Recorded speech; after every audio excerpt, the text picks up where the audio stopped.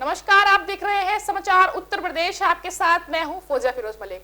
UP के जिला पंचायत चुनाव को लेकर सभी पार्टियों ने कमर कस ली है। आज इसी सिलसिले में समाजवादी पार्टी के वरिष्ठ नेताओं ने एक मीटिंग रखी, जिसका उद्देश्य था पंचायती चुनाव में अपनी जीत पक्की कराना।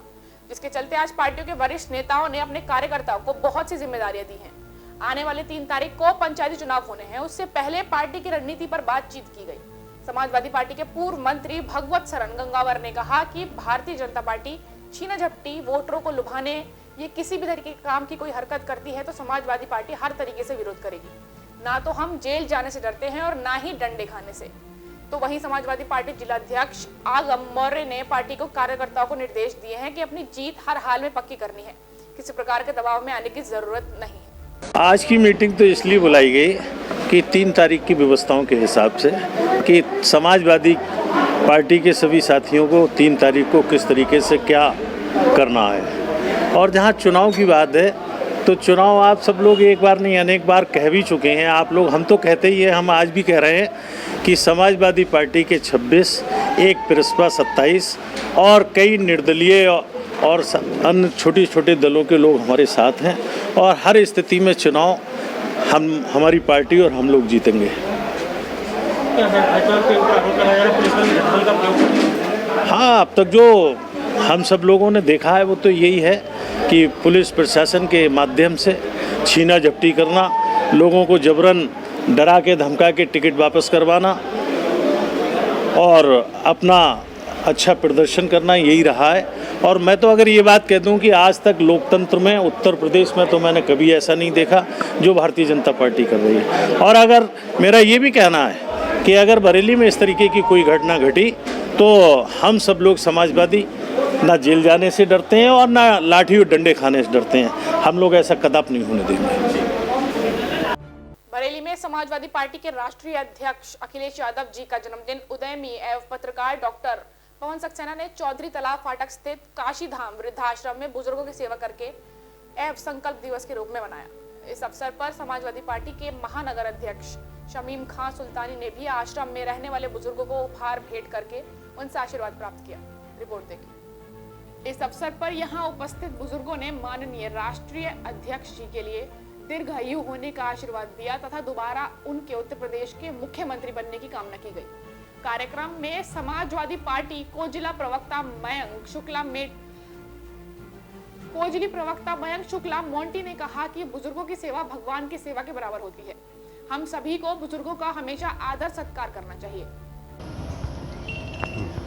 देश के युवाओं की धड़कन, उत्तर प्रदेश की उम्मीद, समाजवादी पार्टी के राष्ट्रीय अध्यक्ष जननायक माननीय अखिलेश यादव जी का आज जन्म दिवस है। आज का दिन हम लोगों ने, जैसा आप देख रहे हैं पीछे काशी धाम वृद्ध आश्रम है बरेली का, यहाँ पर सेवा और संकल्प दिवस के रूप में मनाया है। यहाँ पर बड़ी संख्या में जो बुज़ुर्ग लोग हैं, हमारे बड़े जो यहाँ पर हैं, उनकी सेवा कार्य यहाँ पर हम सभी लोगों ने समाजवादी पार्टी के कार्यकर्ताओं द्वारा किया गया है। अभी इस कार्यक्रम में मैं पवन सक्सेना, मेरे साथ में समाजवादी पार्टी के महानगर अध्यक्ष जिला प्रवक्ता श्री मयंक शुक्ला मोंटी जी, महानगर अध्यक्ष शमीम खां सुल्तानी जी, महिला मोर्चा की अध्यक्ष भारती चौहान जी, सुनीता यादव जी तथा बड़ी संख्या में समाजवादी पार्टी के जो अन्य नेता थे, इसके अलावा इंडस्ट्रियलिस्ट डॉक्टर राजेश शर्मा जी, संजय आहूजा जी, विजय उपल सक्सेना जी, आशीष जौहरी जी, गोपाल सिंह जी समेत सभी काफ़ी बड़ी संख्या में यहाँ लोगों ने उपस्थित रहे हैं और सभी ने सेवा करी। उत्तराखंड के जिले उधम सिंह नगर में रुद्रपुरी कोतवाली निवासी नथुलाल कोहली के मुताबिक उन्होंने अपनी पुत्री का विवाह 2004 में बरेली थाना इज्जत नगर के अंबे आवास कश्मीरी कोठे निवासी कालीचरण पुत्र जीवन राम के साथ किया था। सामर्थ्य के अनुसार काफी दान दहेज भी दिया गया था, लेकिन अथक प्रयासों के बावजूद भी बेटी खुश नहीं थी। एसपी दफ्तर शिकायत लेकर पहुंचे पीड़ित 70 वर्षीय वृद्ध नथुलाल का आरोप है कि उनका दामाद आरोपी कालीचरण शातिर दिमाग है और लंबे समय से उनकी बेटी और अपनी पत्नी को प्रताड़ित कर रहा था और इसी क्रम में उसने सुनियोजित तरीके से षड्यंत्र रच खाना बनाते आग लगने का हादसा बताकर उनकी बेटी की हत्या कर दी, जिस हादसे की सूचना आरोपी के पत्नी के परिजनों को मौत के बाद दी गई, जो पूर्ण रूप से संदिग्ध प्रतीत होता है।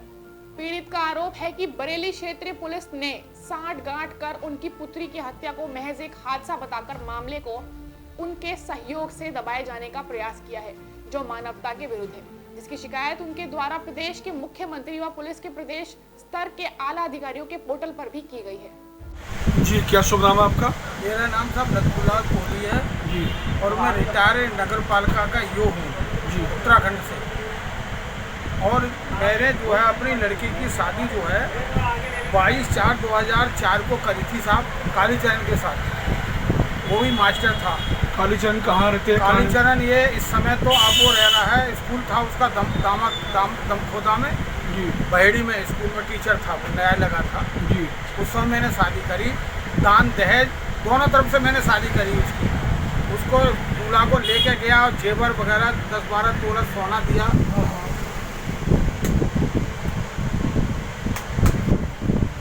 ठीक, और भी सामान दिया, गाड़ी वगैरह सब दिया, नगद कैश दिया। फिर जमीन वगैरह भी खरीद के दी उसको। लड़की ने खरीद ली, सस्ते में मिल गई थी जमीन गांव में। ये सब चीजें आपने जो करके दी, क्या वो दहेज मांगता था? हाँ, दहेज मांगता था वो। दहेज तभी तो ये हुआ सब। जी। फिर लड़की को पढ़ाया मैंने, बीएड वगैरह करवाया सब। जी। अब क्या हुआ? अब कैसे? वो लड़की जो है कुछ दिन तो वहाँ रह रही थी जी।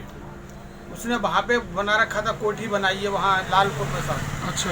जो भी बैंक से लोन लेके कुछ महीने भी दिया, हमसे भी 5-7 लाख रुपए ले लिया था उन लड़की ने। हमें तो मजबूरी थी, लड़की है भाई, हमें तो देना ही है पैसा। उसके बाद जो है इसने जो है लड़की के लिए झूठे आलछन लगा करके कभी कुछ कभी लड़की को बहुत परेशान किया। और परेशान करके इसने एक दिन जो है, मैंने 14 तारीख को भी सब बात करने की कोशिश करी, 14/3 में जी। तो इनने कहा वो लड़की जो है क्या कहते हैं सब जो बाहर गए हैं और बच्चों से बात हुई, बाहर गए हैं। मैंने कहा ठीक है।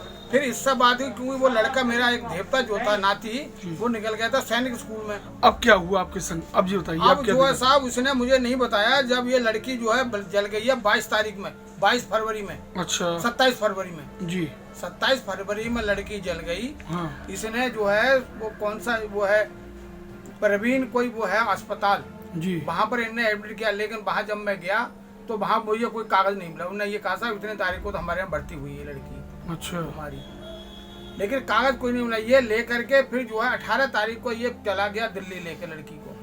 पता नहीं रास्ते में मारा क्या किया इसको। लड़की ठीक ठाक थी, जो उसकी सहेली वगैरह बताती है, लड़की सही थी वो। और उसके बाद जो है वो वहाँ जाकर के एडमिट किया है, तुरंत खत्म होगी लड़की।